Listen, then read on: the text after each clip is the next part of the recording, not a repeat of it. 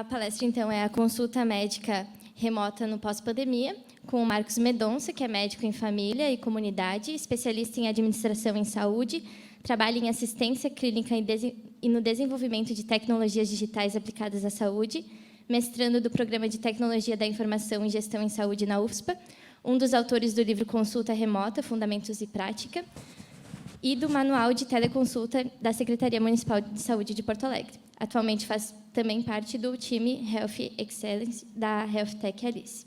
Seja muito bem-vindo, Marcos. Agradecemos a sua disponibilidade para dar essa palestra.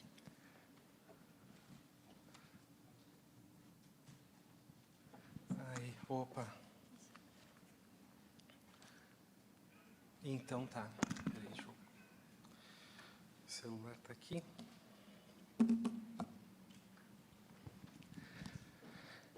E aí, pessoal, tudo bem? Quem está aqui presencial, quem está assistindo a gente pela internet, eu estou muito feliz de estar aqui, quero agradecer à comissão organizadora e também à professora Juliana Herbert. Eu me formei aqui na universidade e está subindo aqui para palestrar no Salão Nobre, traz várias lembranças boas, enfim, um certo frio na barriga, porque, querendo ou não, a memória ainda segue e me sinto em casa. Então, obrigado pelo convite. Hoje a gente vai falar sobre atendimento médico à distância. Vou trazer algumas provocações, quero trazer alguns insights.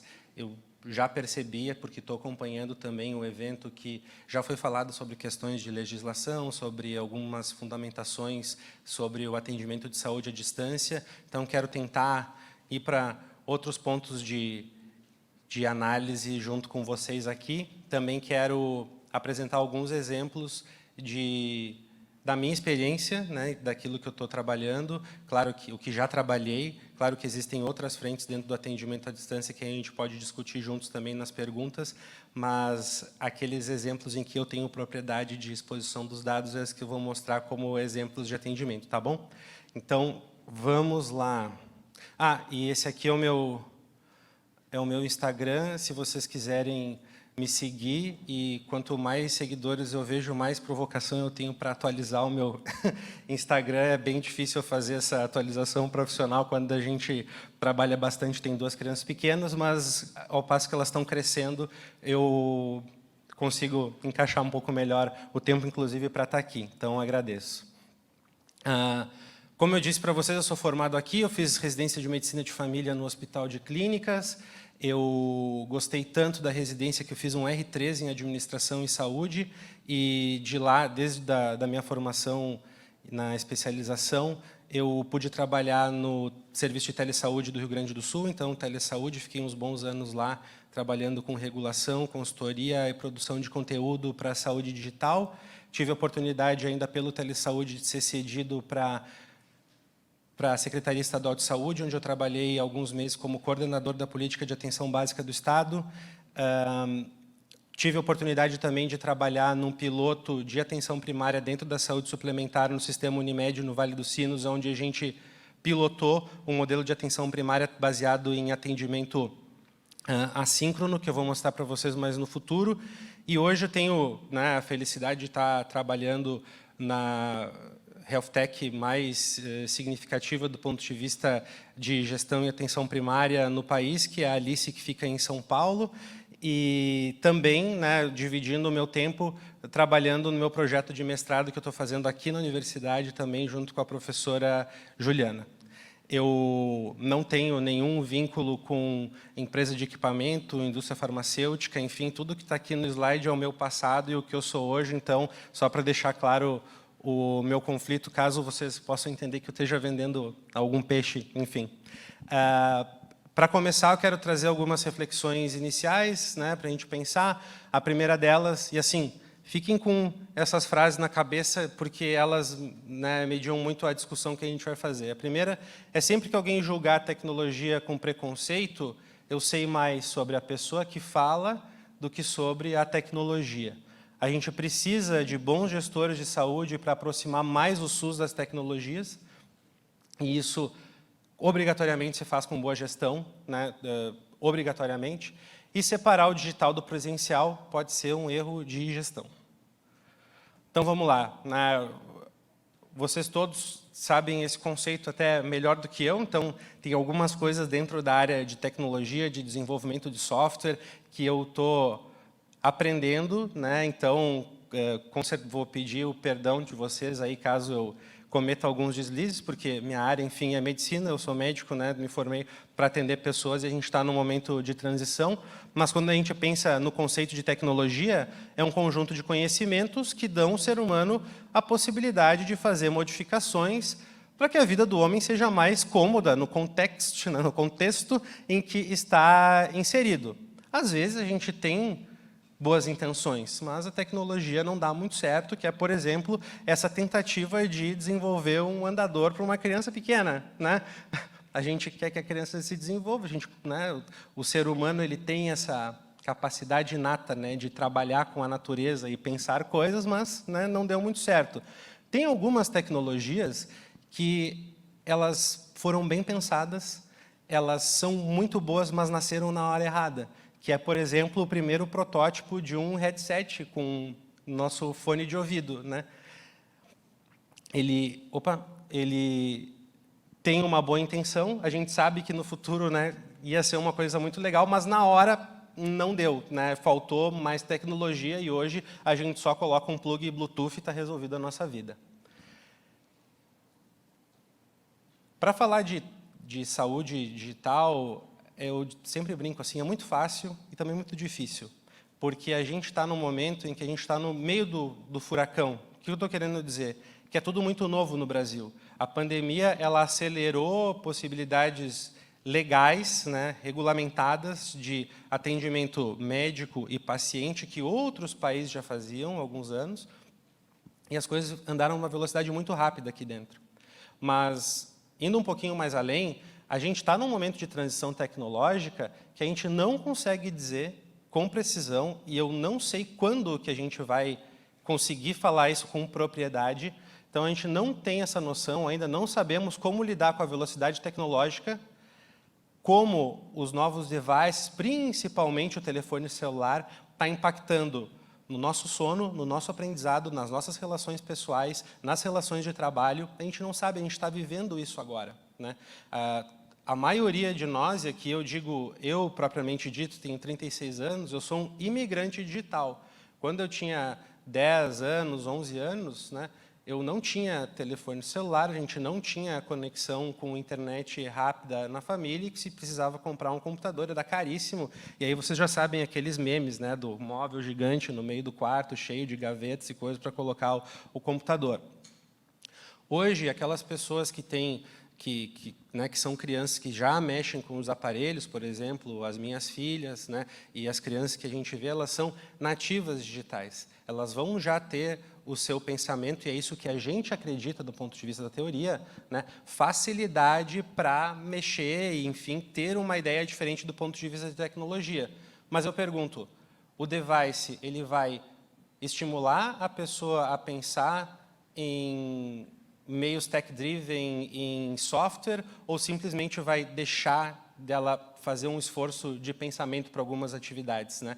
É exatamente isso que as pessoas que estudam educação, estudam tecnologia, estão tentando provar isso para nós, mas a larga escala a gente não sabe, né? Colocar uma criança numa tela, ou, né, o clássico, a gente vai deitar com a pessoa que mora com a gente, enfim, deixa de conversar e fica só mexendo no celular, a gente ainda não sabe. O efeito pandemia, ele trouxe alguns pontos, né? O primeiro deles, em relação a essa questão da digitalização, é uma insegurança. Isso do ponto de vista de gestão de saúde, né? Eu não sei, não fui formado para isso, estou querendo fazer atendimento à distância, não, a princípio não vai dar certo, porque eu aprendi a tocar no paciente, eu aprendi a estar num momento físico com ele tem que se deslocar para pensar naquilo que ele vai dizer para mim, né? Não faz sentido. Então, o primeiro sentimento que tem é a insegurança. A insegurança ela gera uma ansiedade, e em algumas pessoas que têm uma linha mais conservadora vai gerar um afastamento do uso da tecnologia. É importante entender esse contexto quando a gente escuta o discurso de uma pessoa que traz esse ponto.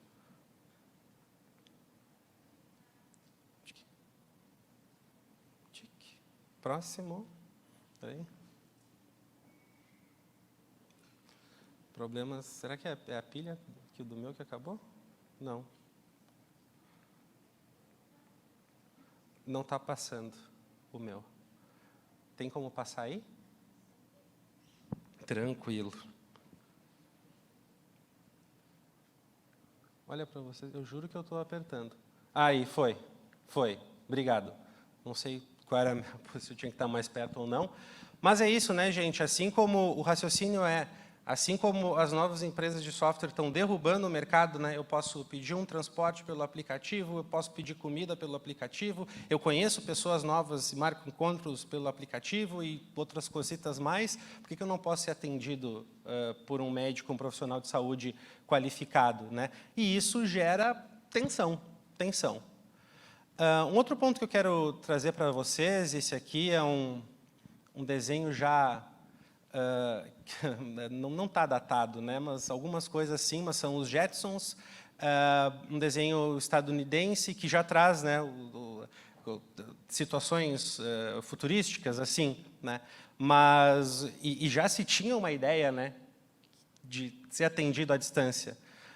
Mas quando a gente fala em telemedicina, em telesaúde, gente, nada de novo, né? A gente tinha o telefone do nosso médico, às vezes o telefone da casa da pessoa, ligava para ele. Doutor, estou aqui com meu filho, está com febre. Isso já era uma telemedicina, né? Era uma consulta. E naquela época a gente não dizia, ai, doutor, olha só, eu vou ligar para a tua casa para fazer uma consulta de teleconsulta por telefone. Não, simplesmente dizer, vou te ligar para... Né, tu me liga se precisar de alguma consulta, sempre foi uma consulta. E aqui fica, por que a gente está se apropriando desse termo tele sempre, né? A telemedicina ele é um conceito polissêmico, então ele pode ser a resposta de vários pontos de design e processos, mas na maioria das vezes esses conceitos trazem que é simplesmente a conexão de duas pessoas, né, para fins de atendimento de saúde, conectados por meio de uma tecnologia. A gente está num momento em que muitas pessoas, muitas universidades, estudos estão se apropriando desse termo para conseguir estudar e para conseguir cravar que eu estou estudando saúde à distância, vão falar em telemedicina, né? Mas, hoje, eu não faço, quando eu quero fazer uma transferência, um Pix, por exemplo, para a professora Juliana, porque a gente dividiu o jantar na semana passada, não vou dizer para a professora, eu vou fazer um telebanco aqui, vou te fazer uma teletransferência, e se precisar, tu me passa um telecheque, né? Não, a gente não fala mais. Então, acho que essa questão dos teletermos, eles vêm para notificar e centralizar linhas de estudo, enfim, mas ele vai entrar em desuso. A gente vai fazer uma consulta, porque uma consulta de telemedicina é uma consulta. Eu preciso do trabalho de um profissional para raciocinar em cima das informações que ele está me dando e ela equivale como qualquer outra consulta. Só que tem diferenças, claro, e a gente tem que saber qual é o melhor momento de atender uma pessoa à distância e qual é o melhor momento da gente atender essa pessoa presencialmente. Aquela pessoa que diz que todas as consultas, que a telemedicina vai derrubar a consulta presencial, né, ou a consulta física, mas aqui a gente vem usando o termo presencial como antagônico ao remoto, né, vai derrubar a consulta presencial, tem um problema de gestão de conceito, né, um problema conceitual nisso, porque são abordagens diferentes, é a mesma consulta com abordagens diferentes que podem ser feitas em momentos diferentes. Bem, falando sobre aquilo que a gente estava tentando provocar vocês, né, as consequências do combo smartphone mais internet de alta velocidade. A gente tem uma inserção massiva de novas tecnologias em saúde nos últimos 10 anos, a especulação no desenvolvimento de tecnologias disruptivas, e quando eu penso em disrupção, eu tenho que ir para o caminho do mercado, né, então aquilo que vai mudar, assim como, por exemplo, o transporte por aplicativo foi disruptivo no ponto de vista do acesso e do mercado, isso tende a acontecer na saúde muito em breve. Então, esse caminho, marcar uma consulta por telefone, se deslocar X tempo, aguardar numa sala de espera por X tempo para começar uma consulta, que às vezes a gente tem uma frustração em relação ao tempo de duração dela, pode ser que esse processo também seja revisitado, questionado do ponto de vista de disrupção.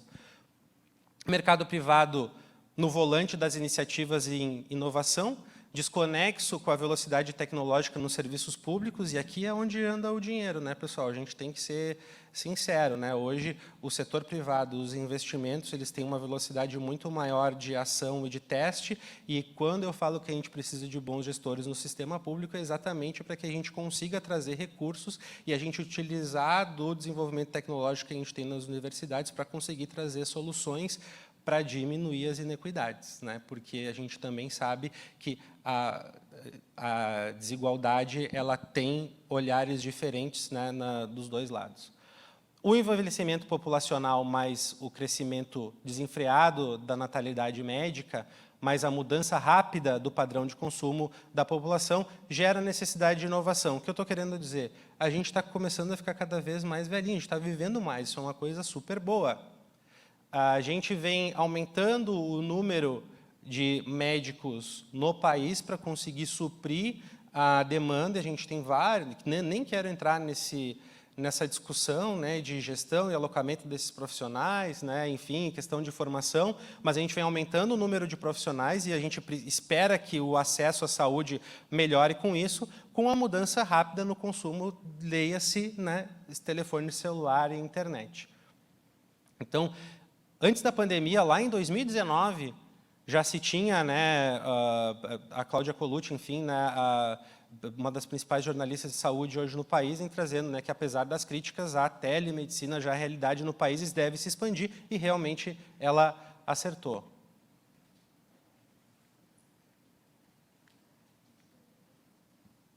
Eu acho que a pilha está fraca desse. É aqui que é para cá que eu tenho que mirar, né? E não está indo.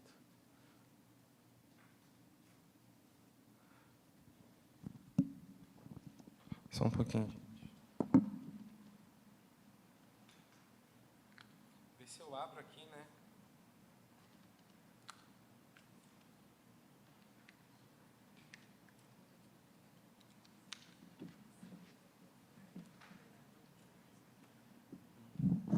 A giradinha na pilha não funcionou dessa vez. Também não quero parecer agressivo, sou no salão nobre da universidade, também não quero bater, né? Porque também não vai fazer diferença nenhuma. Mas pode tentar passar para mim aí, por favor? Boa. Obrigado. Às vezes eu tento entrar numa teoria da conspiração e achar que só acontece comigo, porque só acontece comigo. Aí, foi. Pode ir passando, eu vou largar o botão aqui. Ah, tu me deu outro? Ah, obrigado. Isso é uma comissão organizadora preparada. Obrigado, obrigado. Nossa, demais, adorei.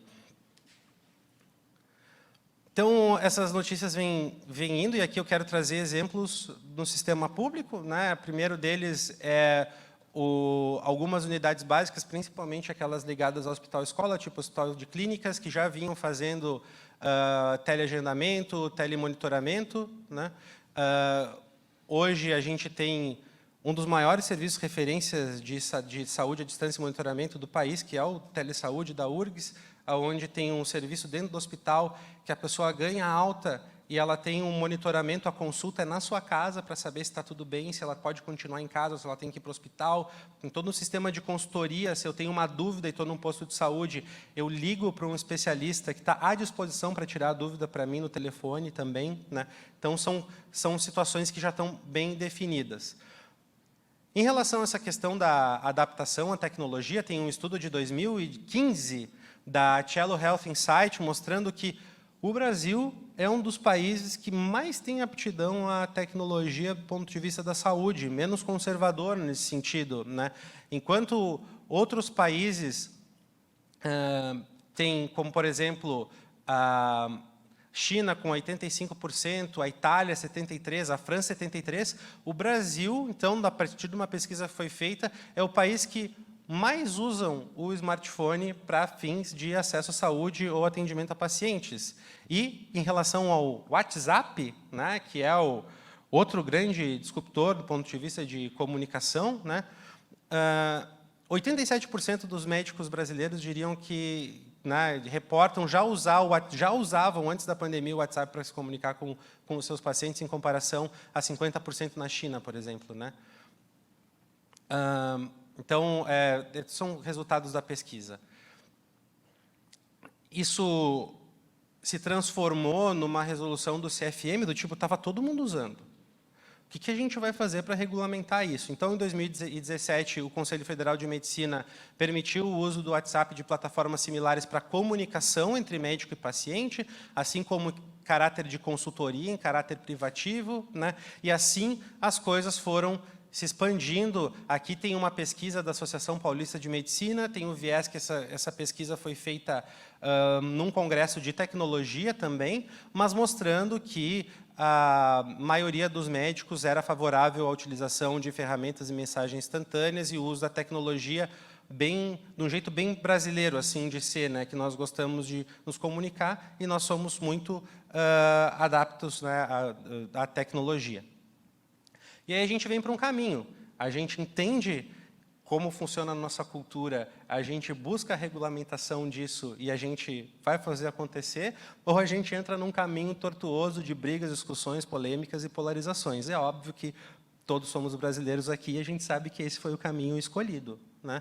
Então, com a pandemia, aquela trinômio, né, de insegurança, ansiedade e afastamento, com várias preocupações, e eu não quero aqui, né, num ambiente público, trazer as discussões que podem estar relacionadas à especulação de mercado, concorrência, disrupção precoce de serviços que não estariam preparados para fazer isso, né? Então, meio que se segurou, né? Se tinha uma resolução de telemedicina, né, de atendimento à distância, que não era das melhores, mas já tinha um determinado caminho, ela foi revogada para um determinado momento, para se fazer outra, com muitos teletermos, tele, né? Então, ainda a gente vem questionando, né, esse tipo de normativa e do quanto que isso vai se tornar uma realidade, né? Posso dizer para vocês com convicção que a pandemia fez com que a gente evoluísse 10 anos em uma semana, não só do ponto de vista regulatório, mas do ponto de vista prático, que aquele profissional de saúde que não soubesse mexer no telefone celular e não soubesse ter algum tipo de habilidade de comunicação, teve que se reinventar, porque senão ia ser atropelado, certo? Só que, ao mesmo tempo, a gente teve uma piora significativa da saúde das pessoas. A Covid, né, a gente teve muitas mortes, né, e aqui não quero entrar no mérito de números, mas não só as pessoas que estavam com Covid, mas aquelas pessoas que tinham hipertensão, diabetes, que precisavam de acompanhamento de saúde, por conta do afastamento, muitas unidades se tornaram campos de Covid, né? Então, centros de atendimento de Covid, e a gente deixou de atender os nossos doentes crônicos, e isso também aumentou o que a gente chama de tripla carga de doenças.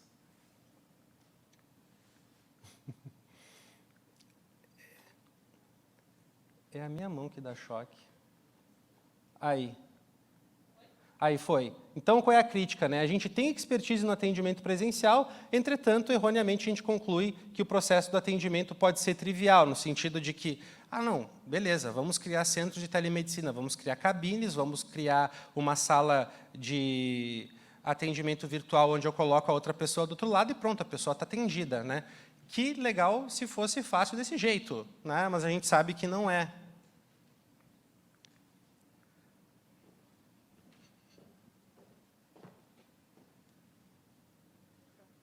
Então, o que a pandemia nos ensinou sobre atendimento de saúde à distância? Que, apesar de intuitivo, o atendimento remoto de qualidade requer conhecimento, estudo e treinamento. O que aconteceria, vamos aqui pegar um caso hipotético, eu vou fazer de conta que eu tenho asma, não tenho, mas se eu tivesse, puxa, não está legal, estou tendo muita tosse piora muito de noite, e já tive que usar 1, 2 bombinhas hoje, assim, não estou legal, vou marcar uma consulta com o médico quando eu terminar meu trabalho hoje. E aí eu sou atendido e eu estou sentindo que estou piorando. E daqui a pouco eu começo a ter muita falta de ar e o médico entende que eu estou numa crise de asma. O que a gente vai fazer? O profissional não pode simplesmente dizer assim, Marcos, você está com uma crise de asma, tá? Vai para o hospital e está tudo certo. E desliga a chamada, e me deixa completamente perdido no meio de uma crise de asma, não sei nem saber para onde ir.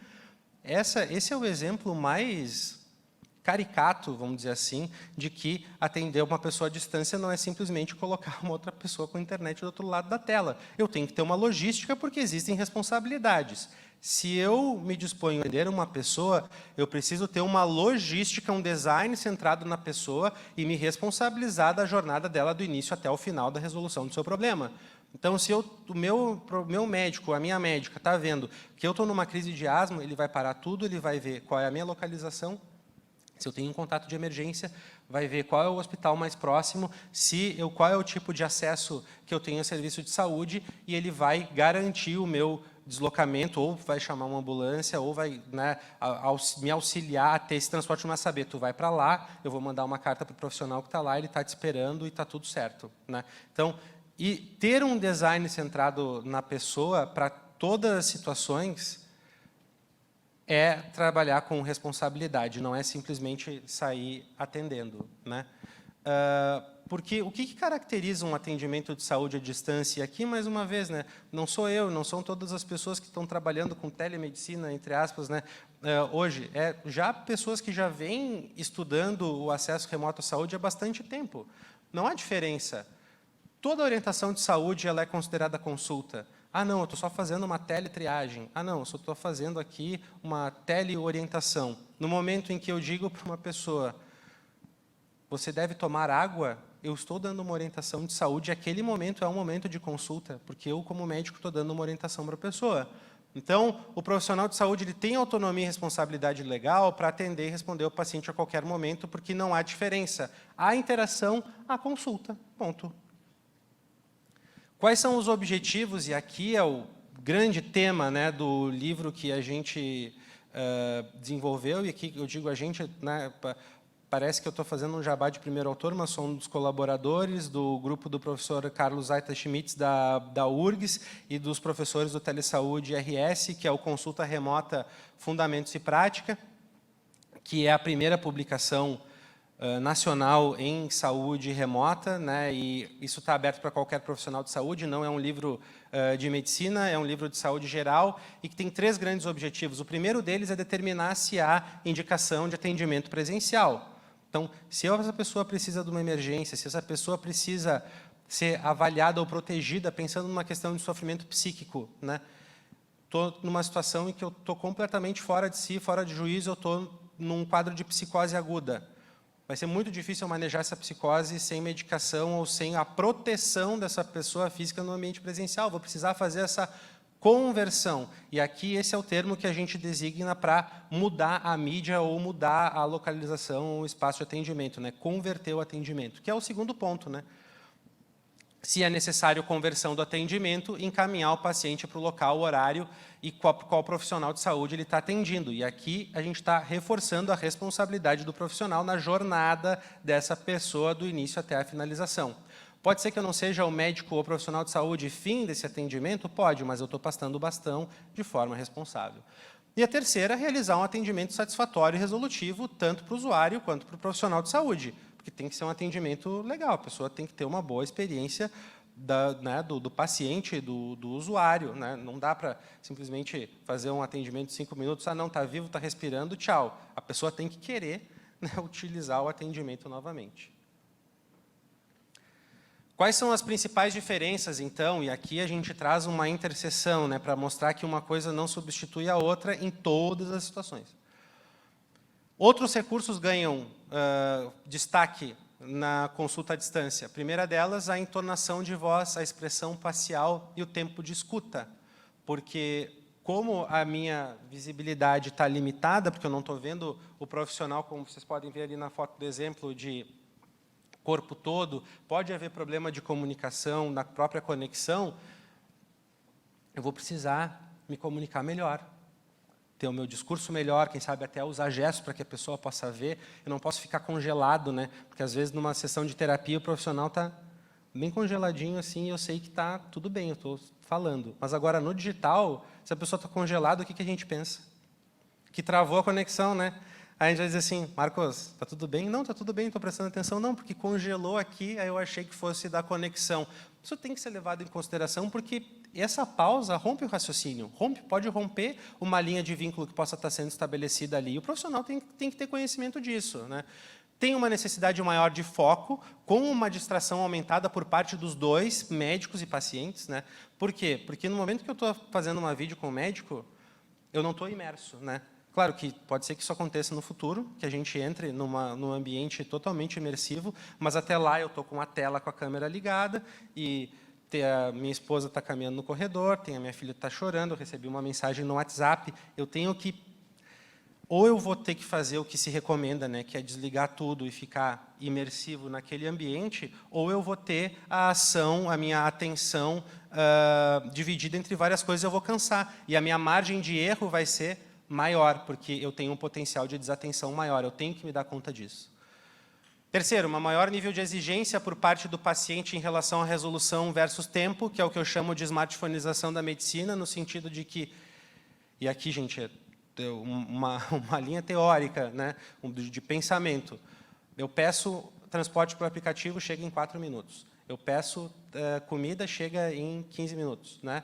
Pô, eu quero marcar consulta médica, eu quero consulta médica para amanhã, porque eu tenho, né, ou para hoje, porque eu tenho ali uma exigência já em cima do padrão do mercado que já foi desenvolvido para isso. Então, isso corre o risco da gente entender assim que, assim como eu aperto num botão e eu tenho um diagnóstico, por exemplo, de um problema que aconteceu no software, eu vou apertar o botão e o médico já vai dizer o que eu tenho, se eu já tenho que tomar alguma coisa, enfim. Não é bem assim, a gente ainda não está nesse momento, né, mas ter essa noção.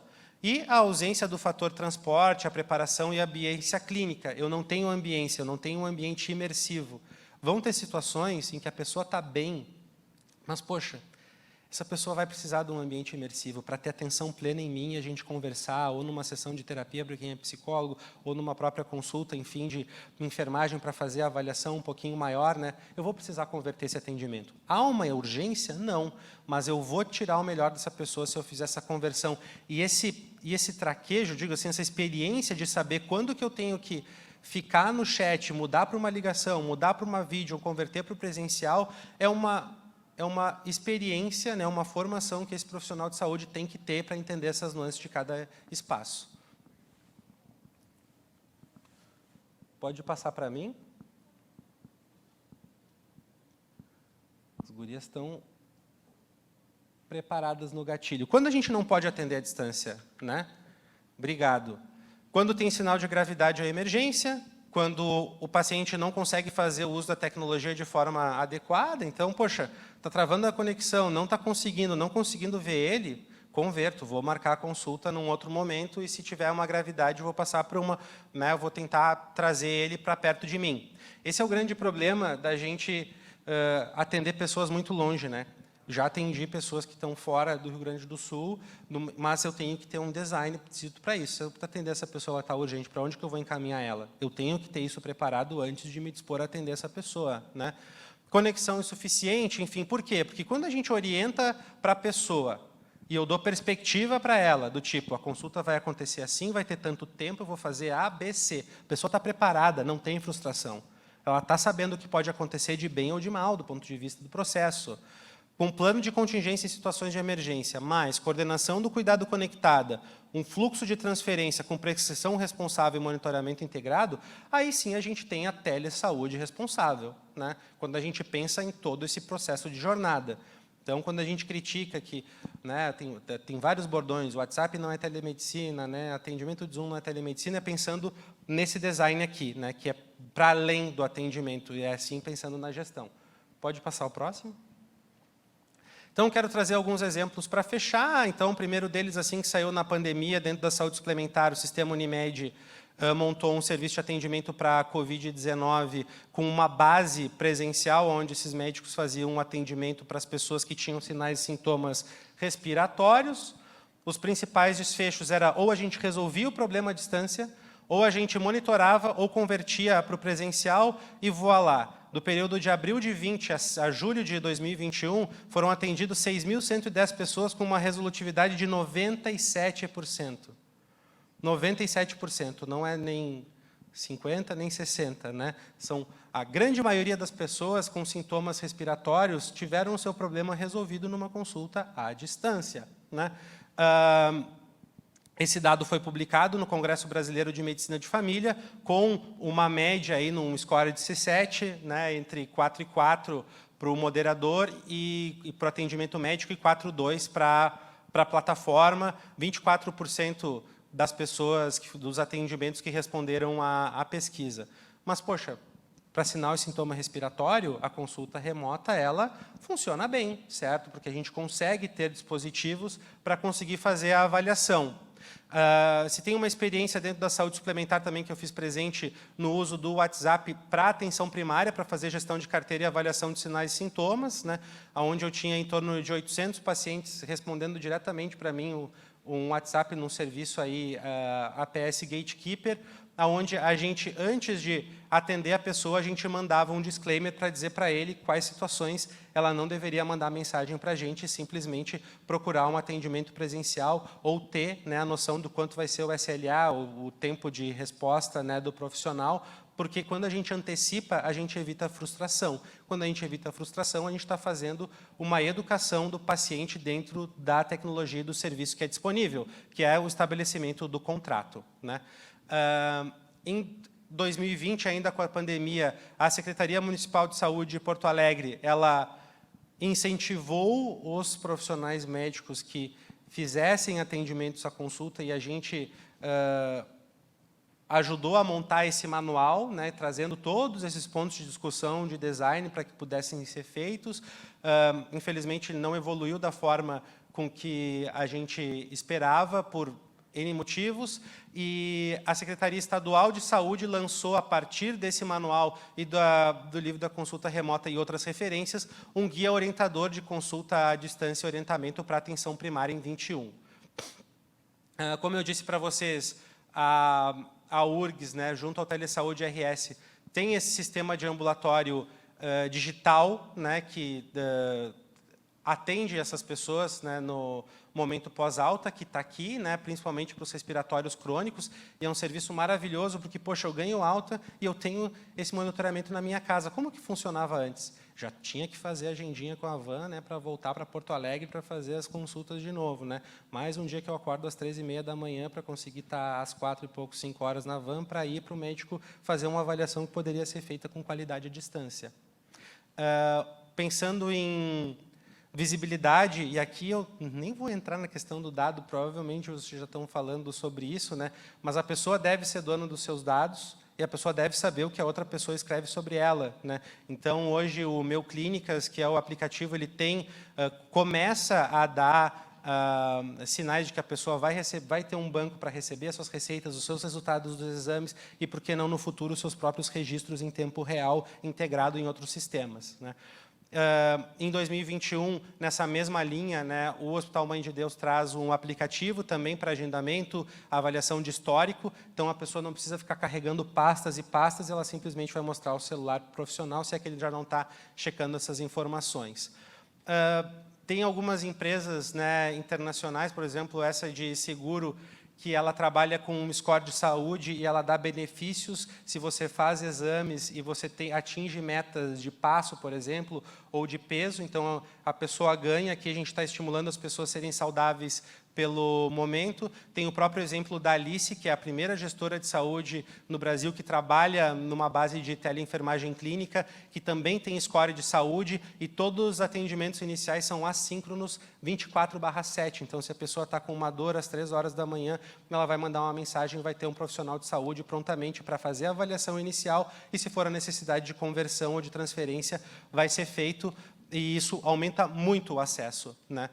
Realmente, hoje, a gente funciona com estações, né? Então, unidades em 2 localidades em São Paulo, mas a grande maioria dos atendimentos inicial a nível de atenção primária são com as enfermeiras e com os médicos, né? Via chat ou via vídeo.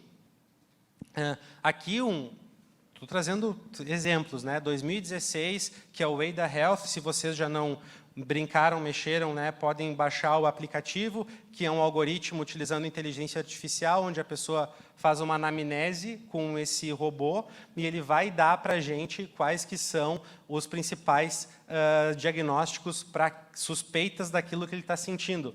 E assim, gente, ele vai explicando tudo. Como a pessoa deve palpar para fazer a avaliação da frequência cardíaca, qual que é o local que está doendo, enfim, né? Deixando claro, obviamente, num disclaimer, que isso não é um diagnóstico, mas para a pessoa ter pelo menos uma noção do que pode estar acontecendo com ela, e se aquilo beliscar que for uma urgência, ela já ter isso claro, né? Mas são gadgets de apoio, desculpa, softwares de apoio. Passa o próximo, que o meu já travou aqui.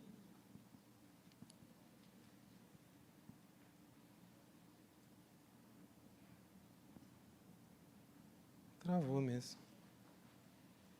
Será que tem algum outro? Aí. E para fechar, né, tem que essa questão, né, os sofismas, né, tem o sofisma do distanciamento da tecnologia. Esse aqui é o primeiro modelo do estetoscópio, de 1816. E dizem os registros, né, que se tinha muito preconceito na época da gente trazer um tubo e ficar distante das pessoas, porque antigamente o médico colocava o ouvido e encostava na pessoa para ouvir o ruído do pulmão e do coração. Então, se tinha muita resistência, né, do uso de um dispositivo que afastasse as pessoas, né? E aqui a gente está vendo a história se repetir no momento em que a gente vê assim, esse afastamento do ponto de vista da utilização das tecnologias. Quanto mais a gente entende ela e domina, mais a gente fica tranquilo e consegue fazer ações com responsabilidade. Quando a gente não domina elas, a gente vai ficar, né, inseguro, vai se afastar, enfim, não vai fazer as coisas de um jeito responsável. Pode passar? A gente já está no final. Então, o smartphone é o novo estetoscópio para a gente, né? Lê-se, médicos, enfermeiros, todos a gente tem que dominar essa tecnologia, assim como se dominou o estetoscópio. Próximo. Será que já deu o meu aqui? Pode ir aí. E, para fechar, né, o que se mais tem de avançado hoje na saúde suplementar no Brasil para a questão de avaliação remota é esse dispositivo estadunidense-israelense que se chama TytoCare. Ele tem uma distribuidora nacional já para sistemas de saúde que a gente faz otoscopia, horoscopia, ausculta cardiopulmonar, temperatura e uma câmera de altíssima resolução para avaliação de lesões de pele. A pessoa ou compra, né, isso nos Estados Unidos, para ter em casa, ou aqui a gente envia para a casa da pessoa, o médico do outro lado auxilia a pessoa a configurar, e como uma base de exame, um exame físico direcionado, no caso, guiado pela tecnologia, o médico vai dizendo para a pessoa mais para cima, mais para baixo, e o mais legal de tudo é que o próprio paciente consegue olhar a mesma coisa que o médico olha. Por exemplo, numa avaliação de ouvido, a gente tem que confiar muito no médico que está ali para dizer se está normal ou não, e às vezes quando a consulta não é muito boa, no sentido de eu não tive confiança, senti que não foi legal, ainda está doendo, e tem a pessoa está me dizendo que está normal, eu tenho que fazer um esforço de confiança, porque eu também não estou enxergando. Aqui a gente consegue democratizar não só a imagem, mas também a ausculta para que o paciente consiga ter poder na tomada de decisão, do tipo, isso aqui é uma alteração de ritmo cardíaco que está acontecendo contigo, presta atenção, né? Olha só, tem uma alteração no ouvido que a gente vai ter que usar um antibiótico. E isso é transformador porque empodera também as pessoas do ponto de vista da decisão de saúde e do seu próprio conhecimento do corpo. Discussões para o futuro, democratização das tecnologias, claro que sim, né? A gente tem mais de um smartphone por habitante no Brasil, mas a gente tem zonas gigantes de pessoas não conectadas à internet. Então, é isso, né? É possível, se hoje as empresas de internet elas dão pacotes gratuitos para uso de aplicativo, então tem zonas de internet free, tu vai usar aplicativos, por que a gente não pode fazer um trabalho com o governo e liberar internet livre para a utilização de aplicativos em saúde, as pessoas terem acesso, né? Fica aqui a ideia para os gestores. 40, bem, já falei, então a atenção primária nacional ainda carece de condições mínimas, né, para se utilizar a tecnologia de forma plena, e aqui trazendo a questão do próprio subfinanciamento da atenção primária, da importância da atenção primária como política de saúde norteadora do cuidado, isso já está bem fundamentado na literatura, né? As lideranças e trabalhadores do SUS ainda distantes da inovação, mas não é porque não querem, né, e sim por essas circunstâncias que eu estou trazendo. Uma reflexão, então, entre investimento entre a gestão pública e privada que já trouxemos, e o fim do medo da perda da autonomia, da reserva de mercado, enfim, aí eu estou entrando numa linha mais mercadológica que já está terminando, né? Outras discussões, e aqui provocações que eu não vou conseguir responder para vocês hoje, porque também eu não tenho a resposta delas, mas né, a percepção da perda da privacidade por benefícios grátis, que é uma coisa que já vem acontecendo há um tempo, né, não existe free lunch, no sentido de que se eu acesso um serviço de grátis, é porque tem, né, de grátis, é porque a gente tem, né, gente? Tem uma coisa que está vindo por fora, que são a análise dos dados e a venda desses dados para as empresas. Enfim, né, não se esqueçam disso. Então, a segurança de dados e a identificação da pessoa atendida, como aproveitar mais a tecnologia do smartphone, a popularização desses aparelhos que entregam dados em saúde para que as pessoas possam ter em casa, e o desenvolvimento de uma propedêutica em múltiplos níveis, que é o que a gente vem desenvolvendo, que é o que eu venho estudando, enfim, né, venho trabalhando nas capacitações. Regulamentação do atendimento remoto, paridade do pagamento remoto presencial, que é uma coisa que, né, se a consulta é igual, se é uma consulta médica ou uma consulta de enfermagem, por que há valores diferentes, né, do ponto de vista da expertise, vai ser a mesma. O licenciamento interestadual, que já aconteceu, o aumento massivo da concorrência, como fazer isso, né? Pessoa dona dos seus dados, saúde digital nos meios de saúde, e a inadmissibilidade, que são mais importantes, né? Daqui a pouco vai ser inadmissível que atendimentos não tenham registro em prontuário eletrônico, e vai ser inadmissível que atendimentos não tenham interoperabilidade com outros sistemas, e um dos sistemas é o smartphone da pessoa, para que a pessoa possa ter a visibilidade disso. Então, é possível ser humano à distância? O estetoscópio já nos mostrou aqui, sim, né? E aqui a mesma coisa, né? Quantos atendimentos que a gente vê presenciais hoje, que não são nada humanos, né? Que há um abismo, né? E é o digital que vai cair nessa conta? Vocês já estão concluindo comigo, depois dessa apresentação, que não, né? Então, a gente não pode quebrar a cabeça com coisas que não nos dizem respeito. A gente tem que baixar a cabeça, estudar e ficar cada vez mais seguro com a propedêutica e uso dessas tecnologias, porque quando eu for um paciente e vocês estiverem desenvolvendo um software, vocês estiverem fazendo um atendimento, vocês estão pensando em tudo isso, nessa jornada, para eu me sentir melhor, né? Porque, muito provavelmente, a minha saúde vai estar na mão de vocês, aí num futuro não muito distante, eu conto muito com isso. O livro que a gente está falando é esse, então, Consulta Remota, Fundamentos e Prática. Né, acessem ele, enfim, né, tem a aquisição nas melhores lojas de livros, né, mas acho interessante também, até do ponto de vista da universidade, a gente ter essa literatura aqui, né, e aqui, obviamente, eu faço parte do corpo de autores, então tenho o viés da propaganda. Mas eu garanto para vocês que todas essas coisas que a gente está trazendo aqui, esses pontos, eles estão bem aprofundados nessa literatura. Porque a medicina do futuro é agora, né? E não é mais para o futuro. A gente pensa futuro, o futuro é agora. As coisas já estão acontecendo e a gente não pode esperar que coisas aconteçam. A gente tem que fazer as mudanças hoje, tá? Conto muito com o desenvolvimento e o trabalho de vocês. E esse já é o último. Pode passar? Se não tem, ali um obrigado, foi.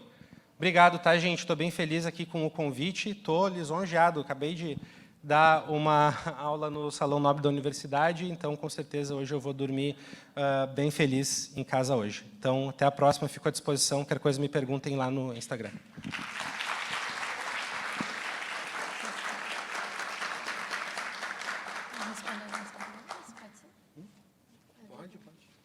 Alguém tem alguma dúvida, alguma pergunta para o Marcos? A gente recebeu uma pergunta no chat, então, do YouTube. A Laura falou, obrigada pela palestra. E qual a reflexão o senhor deixa para nós, futuros informatas biomédicos e atuantes nessa ponte entre saúde e tecnologia?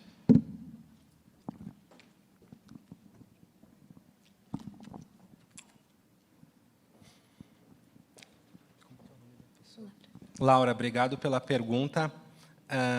Eu entendo que o curso de Informática Biomédica está trazendo um novo tipo de profissional do mercado, que é a pessoa que entende muito bem do desenvolvimento, né? Não só software, hardware, enfim, design thinking, pensamento, e também consegue entender gestão de saúde, fluxos e processos. Às vezes a gente está num espaço em que não tem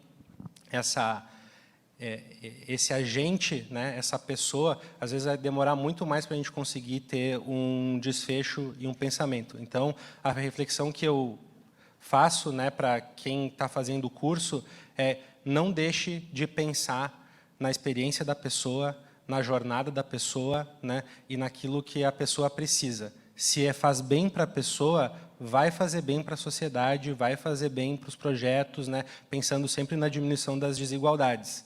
E, a partir da pessoa, a gente consegue pensar. Às vezes, a gente vem muito em cima. A demanda é essa aqui. Se não for A e B, não vai dar. E, às vezes, a gente fica quebrando a cabeça e, poxa, a pessoa vai se beneficiar disso? Quanto tempo a gente vai economizar da vida dessa pessoa? Como que vai ser o desfecho disso? São essas as perguntas, do ponto de vista da gestão e da clínica, que o informata biomédico vai ter que trazer nos momentos de discussão, no momento que ele está fazendo o seu trabalho, porque esse é o grande diferencial, pelo menos na minha experiência hoje, trabalhando com, enfim, análise, qualidade de segurança, desenvolvimento de software para a saúde. Não sei se eu consegui ajudar, mas responder. Muito obrigada, Marcos, mais uma vez pela tua palestra, pela tua contribuição, e a gente quer te dar um mimo da comissão e da organização. Muito obrigada. Obrigado, adoro o presente.